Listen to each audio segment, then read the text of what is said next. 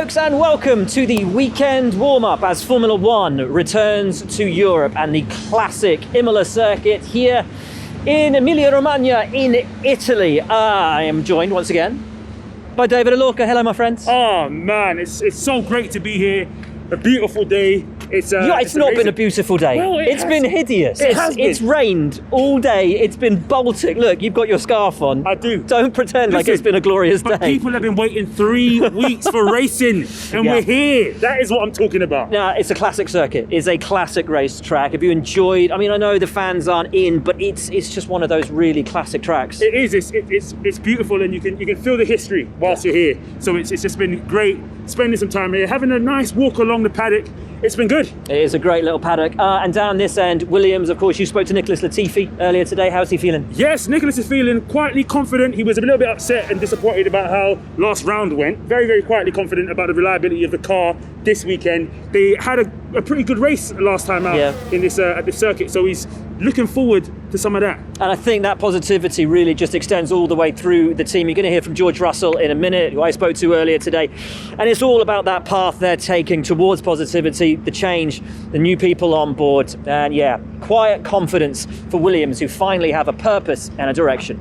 We've now got a proper structure under our hands, which the team haven't had for so long. And as I said recently, the focus now is making the car go fast and purely performance, whereas previously it was all about surviving. And you're not going to win races if you're only focused about surviving. And that was obviously the correct thing to be doing at the time, as had we not, maybe Williams wouldn't be here today. We've got the good financial backing. We've got great people in the team now, great new people coming in, and the future's looking great. Now, while David is trying to make you all believe it's been a glorious day here, I introduce Mr. Lawrence Barretto, who gives, I think, a far more realistic representation of the day. I didn't get the scarf memo. You didn't. Remember to use your microphone. It's been a day, hasn't it, Lawrence? It's been a day. Yes. It's been cold. Yeah, it has, honestly, I know. All the way through the day. We got here this morning, did a track walk with Mario Isola in the sunshine. I thought, hello, we could have some good conditions here. No. But he was talking about how much colder it's going to be this weekend versus last year, and that's going to be a massive challenge for the guys. It is a challenge for everybody, not least including these guys. Well, big challenge for Haas. Of course, Nikita Mazepin didn't make it 3 corners in Bahrain. Had a really difficult first weekend. I spoke to him earlier today, though, and he said he learned a lot from that weekend and learnt really sort of how to apply himself throughout that. I know you spoke to Mick. How was he?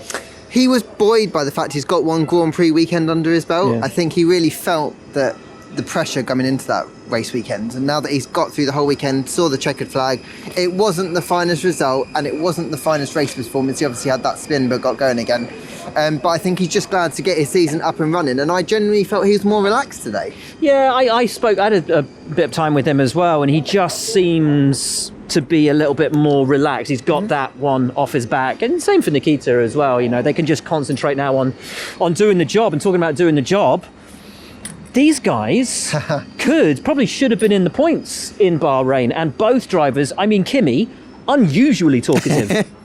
That's because they know they've got a car this year that can really make a difference, and it's going to be challenging for Q3 and the lower end of the points. What is it Giovinazzi said to you? Did you talk to Giovinazzi? Yeah, so didn't you? He was buoyed by the fact he's come to a home race where he genuinely feels like he can be in contention to get more points like he did here last year. But he says, and same with Kimi, they think they've made one of the biggest leaps forward of any team over the winter. It's absolutely huge. Fred coming into this weekend reckons they've made the biggest step, and you're right, he agreed on that point that they made the step. But they obviously coming from quite far back, so they had some low-hanging fruit to get anyway. But you're right, I think the step that they've made, particularly in a year where the car isn't going to be used next year, I think it's important to say that they spent all the resources to try and have a strong year, but all that prize money will make a massive difference. Kimi, says the aero is better, the engine is better, the car is just better in every single department. Ferrari too, actually we're doing all the Ferrari powered teams while we're at it. They are coming into this weekend confident. It is a home race of sorts for them. Obviously, Carlos saying that he's very, very disappointed that Tifosi won't be here for his first Italian race as a Ferrari driver, but they're in the fight for third. Oh, definitely. That car is such a step forward versus last year, power unit particularly. Charles was talking today about how he feels that P3 is going to be a tough fight, but the very fact I said to him that you're fighting for P3 is quite incredible. Like you said, Carlos is feeling really buoyed by their opportunities as well. I think they're going to be fighting for strong points, and they're the team now I think we're going to be talking about for that podium if the situation arises that Mercedes or Red Bull isn't in that situation. Oh, I think it might be someone else, but let's hear what Charles Leclerc thinks as we arrive here in Imola for one of Ferrari's home races. Yeah, it's a very special race for the whole team, so it's going to be important to do well this weekend, as it always is. But obviously, whenever it happens that we race at only less than 100 kilometers from home and the factory, it's even more special for every members of the team. So we'll try to maximize everything. We don't have any particularly new parts on the car, but we'll try to maximize the package, and hopefully we can have a good result at home. One thing that is very important for us to understand this weekend is how good we are in medium and high speed, which was a little bit the weakness in Bahrain, I think, and this weekend we'll have a clear answer because there are quite a lot of medium and high speed corners here. David Alorca, how did you describe rain earlier today?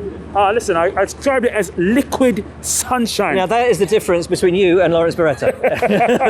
But it's beautiful. The sun's setting tonight. It's absolutely stunning. I want to talk about Alpine. Now we're down here. They got it all to do this weekend because Bahrain was a real disappointment for them. Without a shadow of a doubt, but as we know, they've brought quite a few upgrade packages here, and Alonso is quietly confident about this track here today. He was actually on a Instagram live earlier on today talking about how he's not going on a track walk today, it's a bit too chilly, and I asked him, I said to him, is that because you know this track too well? Is that the reason? Is that confidence in the air? And he said, yeah, well, some of it from there, but really and truly it comes from the fact that they brought an upgrade package here, and he's expecting to be a lot faster, but he did say that he's also expecting the rest of the pack to also be faster this time around as well. This is everyone's bringing the upgrade packages already, and we're only second race in. They do need to step it up though. It was a disappointment. No points on the board for Alpine after that first race. And the midfield battle is tightly congested, but when we talk about disappointments, we look at the big budget and the big expectations of these guys. Aston Martin and Bahrain was a horror show for them. If Alpine had actually got their act together, if AlphaTauri had both drivers in the points, they wouldn't have scored a point at all. The only points they got, Sebastian Vettel's penalty points. That was it. That was it. Yeah, Sebastian today was in a lot more higher spirits. Yeah. He came off that press conference with Lewis. He was bouncing. There was loads of good banter flowing between that. And, I think he is aware of the fact that it's going to take him a little while longer than he initially first thought here, and he's at peace with that as a reality. That's kind of what we spoke about today. He was talking about the fact that the fact that it's not instant, but he's enjoying spending time with the team. He said the team is great, and they're just learning from each other, and he's hoping that the pace and the power will pick up. Interesting. It's going to be a really difficult one for them, of course, because they've got that low angle of rake philosophy on the car, which they inherited from the Mercedes. But it's going to be difficult for them to really recoup it. But when we're talking about teams who've had a disappointing start to the season, these guys had an absolutely cracking start to it. McLaren, particularly on race pace, are looking great. Yes, on race pace and on quiet confidence. You could see the smiles beaming. I think last week you spoke to Lando just after FP2, and you could just see the glint in his eyes. Right? He's trying to tell you, don't get too excited, don't get too carried away. But we got too carried away, and then they didn't put it together in quali. Exactly. But in race, Lando did perform pretty well, and as we know, Ricciardo had that issue. A little bit damage to the car, so didn't really shine as much as he could have done. But all things considered, a really good weekend for them in Bahrain. Solid start to the season, hoping to fight with Ferrari for that P3, ultimately in the Constructors' Championship. Maybe take a cheeky win if the cards fall their way. You spoke to Lando Norris. We're going to hear from Lando now about his expectations and thoughts coming into this weekend. It's a nice track. I think, especially in a Formula 1 car nowadays, it's pretty insane how quick some of the corners are. It's quite a test for your mind to kind of keep up with what's going on. But I'm excited. I think just the second race of the year, it feels like we're a lot further in than that. But it's just race 2, so we're still learning, we're still developing. I'm still improving, and it's another good opportunity for us to score some points, hopefully. Who's the fastest team in Formula One, Lawrence? This one. They are. They actually are, though, Genuinely, aren't they? they are. Both across qualifying and the race. And that is why Max was in such good form today, because he knows he's got a car that could challenge this week. Checo was on exceptional form as well, and he's had to change his mindset completely from any time in his whole history in Formula One, because he's now coming into a weekend with a car that he knows can take Grand Prix victories. It's not just going to the grid expecting potentially a lucky podium. He knows he can win every time he comes to the track. He did say, however, he's had to completely change his driving style to suit this car. Essentially take what Max is doing, learn from Max, try and drive like Max rather than trying to sort it to his way of driving. Change his driving to suit the car. And what the great thing about that for Checo and his experience is, he should be able to do that over time. Yeah. He was saying right at the start of the season, give me 4 or 5 races to settle in. I imagine he's going to be using those 4 or 5 races to really start to learn that car and drive in that manner. And you look at how he was wrestling it from the very first lap in Bahrain. Where's he going to be after those 4 or 5 races? It's absolutely incredible to think about it. You spoke to Max, though, earlier today. We're going to hear from Max Verstappen now as we arrive here in Imola, 2021 championship favourite. I'm just looking forward to to get started again. We had in general a very good weekend, I think, in Bahrain, and we seem competitive. So I hope it's going to be the same here. Luckily, this track is a bit less about track limits, so that's good. It penalizes on itself if you go too wide, and that's I think how it should be at the end. So we'll try to look into it. I think what is the most important is that we keep it consistent throughout the whole race. My overtake outside of the track limits is fine. I mean, I understand to give the position back and stuff, but if that's not allowed, then we also shouldn't be allowed to go wide on our own, and I think that's what we'll raise, but I'm sure we'll find a solution. Now earlier, David, Lawrence said Ferrari third quickest. We've just been looking at McLaren. Don't want to be third quickest. I don't think it's either of them. I think it's these guys.